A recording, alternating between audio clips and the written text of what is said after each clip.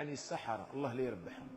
السحرة الذين دمروا حياة الناس، أولئك السحرة الذين بسببهم كم من إنسان بكى على الذرية ولم ينل من الذرية، كم من امرأة حطموا لها حياتها وفرقوها عن زوجها بسبب هذا السحر، كم من إنسان يعاني الأمراض.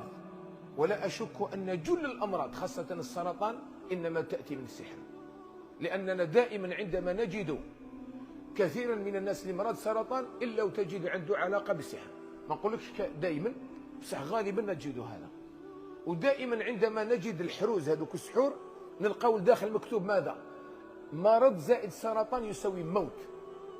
يعني دايرين حاجة باش تصيب الإنسان. ولا يغيب عليكم أن الجن له أثر في المرض تاع الإنسان. لذلك قال عليه الصلاة والسلام في الطاعون الذي يصيب المؤمنين، قال ذاك وخزوا أعدائكم من الجن. الجن الشياطين يوخزون يدقون الداخل في الأجسام تاعنا، نسأل الله يعافينا وإياكم. هذه كل هؤلاء الناس شكون يدير هذا الشيء؟ السحرة. منطلقهم الحسد والبغضاء والغل والفساد في القلب، هم الذين أفسدوا حياة الناس. واش راهم يعانوا البنات والأولاد والرجال والناس بكات من هذا السحر هذا. كان حياته كامل مسكين يتبع في الرقية، حياته كامل هو يجري من الرقات، دمروا له حياته.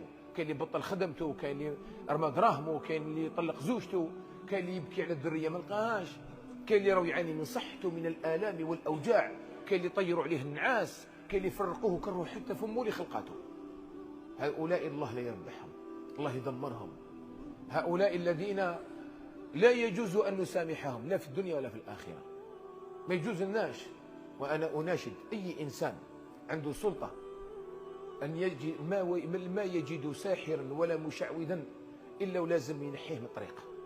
لأن هؤلاء أنا عندي أكثر من بائع المخدرات، مشرك بالله، مفسد، يفسدوا عائلات. هذا الناس، هذا النوع من الناس، هذا أكثر من واحد إرهابي.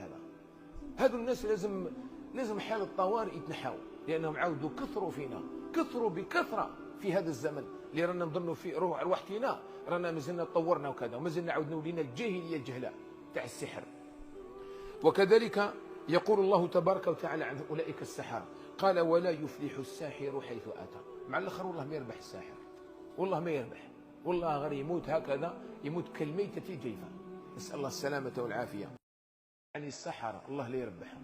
السحرة الذين دمروا حياة الناس، أولئك السحرة الذين بسببهم كم من إنسان بكى على الذرية ولم ينل من الذرية، كم من امرأة حطموا لها حياتها وفرقوها عن زوجها بسبب هذا السحر، كم من إنسان يعاني الأمراض. ولا أشك أن جل الأمراض خاصة السرطان إنما تأتي من السحر، لأننا دائما عندما نجد كثيرا من الناس اللي مرض سرطان إلا وتجد عنده علاقة بالسحر. ما نقولكش دائما، بصح غالبا نجد هذا. ودائما عندما نجد الحروز هذوك السحور نلقاو الداخل مكتوب ماذا؟ مرض زائد سرطان يساوي موت. يعني دايرين حاجة باش تصيب الإنسان. ولا يغيب عليكم أن الجن له أثر في المرض تاع الإنسان. لذلك قال عليه الصلاة والسلام في الطاعون الذي يصيب المؤمنين، قال ذاك وخزوا أعدائكم من الجن. الجن الشياطين يوخزون يدقون الداخل في الأجسام تاعنا، نسأل الله يعافينا وإياكم. هذه كل هؤلاء الناس شكون يدير هذا الشيء؟ السحرة.